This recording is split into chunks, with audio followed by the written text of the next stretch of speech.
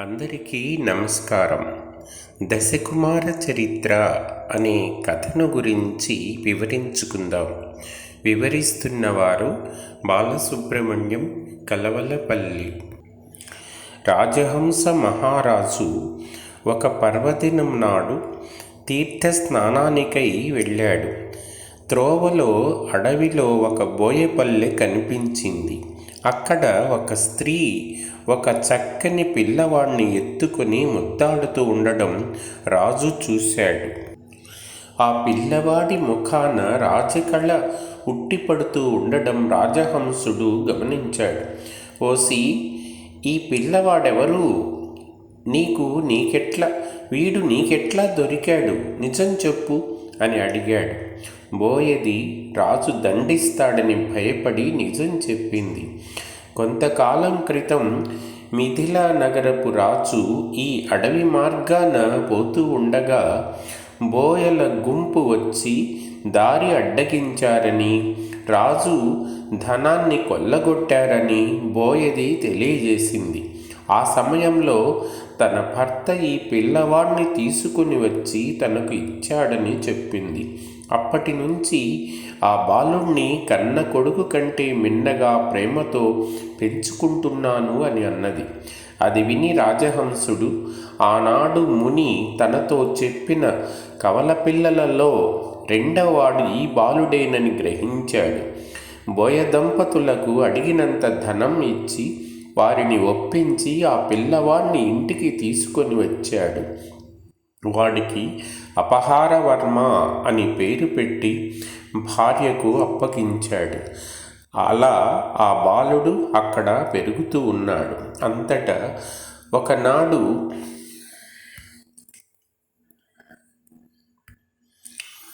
వామదేవ మహర్షి శిష్యుడు సోమశర్మ ఒక బాలకుని రాజహంసుని వద్దకు తీసుకుని వచ్చి ఇలా చెప్పాడు.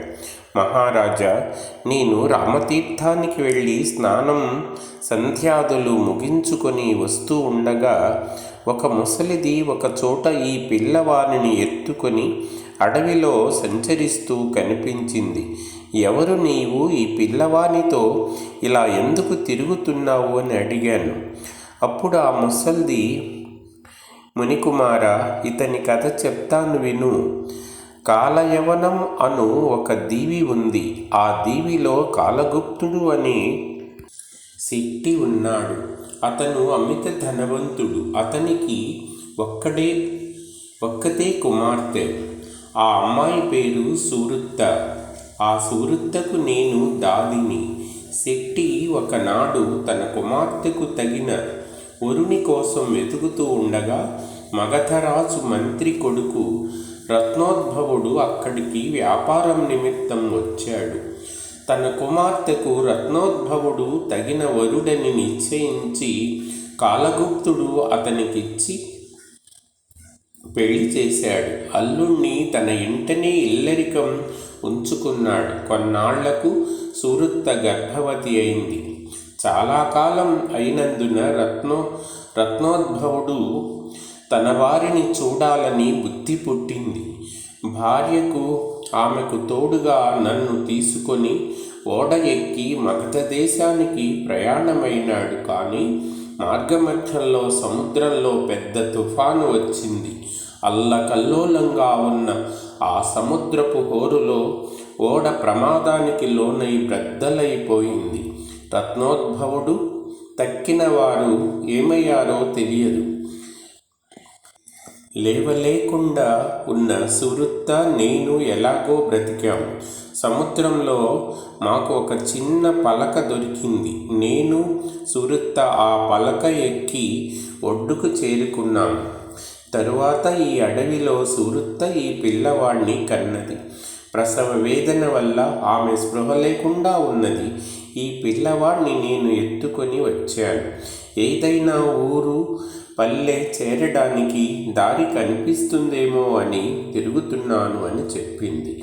అంతలోనే అక్కడికి ఒక అడవి ఏనుగు పరిగెత్తుకుంటూ వచ్చింది. దాన్ని చూసి ముసలిది భయపడి పిల్లవాడిని కింద పడేసి తాను పారిపోయింది. నేను పొదరింటిలో దూరి ఏం జరుగుతుందో అని చూస్తున్నాను. ఏనుగు పిల్లవాడి దగ్గరికి వచ్చింది. తొండంతో పట్టుకున్నది. అదే సమయంలో ఒక సింహం వచ్చి ఆ ఏనుగు పైకి లంఘించింది. ఏనుగు బెదిరిపోయి తొండంతో పిల్లవాడిని ఆకాశంలోకి ఎగరవేసింది. అహో విధి విలాసం! ఏమని చెప్పను మహారాజా. అలా ఆకాశంలోకి పోయిన పిల్లవాడిని ఒక చెట్టు కొసకు ఉన్న కోతి పండు అని భ్రమపడి పట్టుకున్నది. కానీ పండు కాదని తెలుసుకున్న వెంటనే క్రిందికి జార విడిచింది. కానీ చిత్రం ఏమిటంటే ఆ బాలుడు నేను దాగి ఉన్న మెత్తని పొదరింటిలో పడ్డాడు. వాడి ఆయుష్ గట్టిది.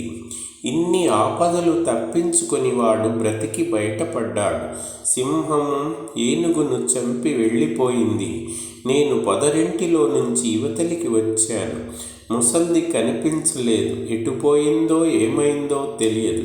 పిల్లవాడిని మా గురువుగారి దగ్గరికి తీసుకొని పోయాను. ఆయనకు ఈ కథంతా చెప్పాను. ఆయన ఈ బాలుణ్ణి మీకు అప్పగించి రమ్మన్నాడు. అందుకని ఇక్కడికి తీసుకువచ్చాను అంది. సోమశర్మ చెప్పిన కథ విని రాజహంసుడు విధి విలాసం ఎంత విచిత్రమని ఆశ్చర్యపోయాడు. రత్నోద్భవుడు ఆపదల పాలైనందుకు దుఃఖించాడు. కానీ అతని కుమారుడైన దొరికినందుకు సంతోషించాడు. తన మంత్రి అయిన పద్మోద్భవుని కుమారుడు సుశ్రుతుని పిలిపించాడు. ఈ పిల్లవాడు నీ తమ్ముని కొడుకు అని విషయమంతా తెలియజేశాడు. పిల్లవాడిని అతనికి అప్పగించాడు. ఆ బాలుడు అక్కడే పెరుగుతున్నాడు. ఇలా ఉండగా మరునాడు వసుమతీదేవి ఒక చక్కని పిల్లవాడిని ఎత్తుకొని భర్త అయిన రాజహంసుని దగ్గరకు వచ్చింది. ఇలా చెప్పింది, మహారాజా, నిన్న రాత్రి నేను నిద్రపోతూ ఉండగా ఒక దేవతా స్త్రీ వచ్చి నన్ను నిద్ర లేపింది. ఈ పిల్లవాడిని నాకు ఇచ్చింది. నేను ఒక యక్షకాంతను.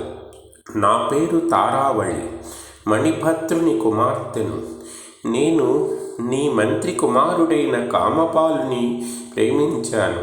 అతని వలన నాకు ఈ కుమారుడు పుట్టాడు. మా తండ్రి గారి అనుమతిపై ఈ పిల్లవాడిని ఇక్కడికి తీసుకుని వచ్చాను. ఈ పిల్లవాడికి చక్రవర్తి అయ్యే యోగం ఉన్నది. అమ్మా, ఇక నుంచి నీవే ఈ కుమారుణ్ణి పెంచి పెద్ద చేయాలి అని చెప్పి ఆ యక్షకాంత అంతర్ధానమైంది. ఇలా వసుమతి చెప్పిన వృత్తాంతం విని రాజహంసుడు ఆశ్చర్యపడ్డాడు. ఎక్కడి మంత్రి కుమారుడు, ఎక్కడి యక్షకాంత, వీరిద్దరికీ పొత్తు ఎలా కుదిరింది అని లోపల విస్మయం చెంది ఇదంతా దైవ నిర్ణయం అని అనుకున్నాడు. ఆ పిల్లవాడికి అర్ధపాలుడు అని పేరు పెట్టాడు. తక్షణమే సుమంత్రుని పిలిపించాడు. ఈ పిల్లవాడు నీ తమ్ముడైన కామపాలుని కుమారుడు అని తెలియజేశాడు. పెంచవలసినదని చెప్పి బాలుణ్ణి అప్పగించాడు. తరువాత మరొకనాడు ఒక బ్రాహ్మణుడు ఒక పిల్లవానిని రాజహంసుని దగ్గరకు తీసుకొని వచ్చి ఇలా చెప్పాడు, మహారాజా, నా పేరు కీర్తిదేవుడు. కావేరీ నది ఒడ్డున ఒక స్త్రీ ఈ పిల్లవాడిని ఒడిలో పెట్టుకొని ఏడుస్తూ ఉన్నది.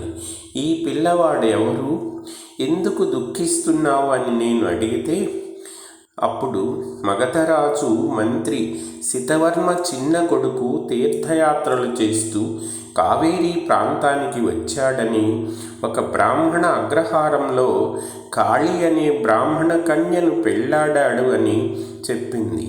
చాలా కాలం వరకు సంతానం కలుగలేదని, అందుచేత తన చెల్లెలు గౌరిని రెండవ పెళ్లి చేసుకున్నాడని, గౌరికి ఈ కుమారుడు పుట్టాడని ఆమె తెలియజేసింది. రాజా, ఈ పిల్లవాడి పేరు ధాత్రి. కాళీ తన సవతి కుమారుడైన ఇతన్ని చూచి ఓర్వలేకపోయిందట. ఒకనాడు గౌరిని ఆమె కుమారుని ఏదో నెపం మీద పిలుచుకొని పోయి ఏటిలో పడద్రోసి వెళ్ళిపోయిందట. కానీ గౌరి ఒక చేత పిల్లవానిని పట్టుకొని దైవవశాన ఏటిలో కొట్టుకొని వచ్చిన ఒక చెట్టు కొమ్మను మరొక చేత పట్టుకొని ఒడ్డుకు చేరడానికి ప్రవాహంలో ఈదుకుంటూ వచ్చింది. ఇంతలో ఆ చెట్టు కొమ్మ మీద ఉన్న పాము ఒకటి ఆమెను కరిచింది. అయినా ఎలాగో కష్టం మీద పిల్లవానితో ఈదుకుంటూ వచ్చి ఒడ్డు చేరుకున్నది. అప్పటికి గౌరికి ఒళ్ళంతా విషం పాకింది. తాను చచ్చిపోతే తన బిడ్డ ఏమవుతాడోనని ఆమె ఏడుస్తున్నది.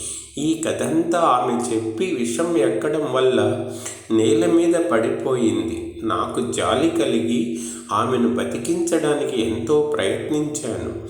పాము మంత్రం వేశాను. ఆకుపసరు ఔషధం తెచ్చి పోశాను. లాభం లేకపోయింది. గౌరీ చనిపోయింది. దిక్కులేని ఈ పిల్లవాడిని తీసుకొని ఇక్కడికి వచ్చాను. ఇక మీరే వీడికి రక్షకులు అని చెప్పి కీర్తిదేవుడు పిల్లవాడిని అప్పగించి వెళ్ళిపోయాడు. రాజహంసుడు సత్యవర్మ ఏమైనాడో తెలియదందుకు మిక్కిలి విచారించాడు. ఆ పిల్లవాడికి సోమదత్తుడు అని పేరు పెట్టాడు. సుమతిని పిలిచి బాలుని అతనికి అప్పగించాడు. సుమతి కూడా ఆ పిల్లవానిని చూసి తమ్ముడు తిరిగి వచ్చినట్లే భావించుకొని ప్రేమతో పెంచసాగాడు.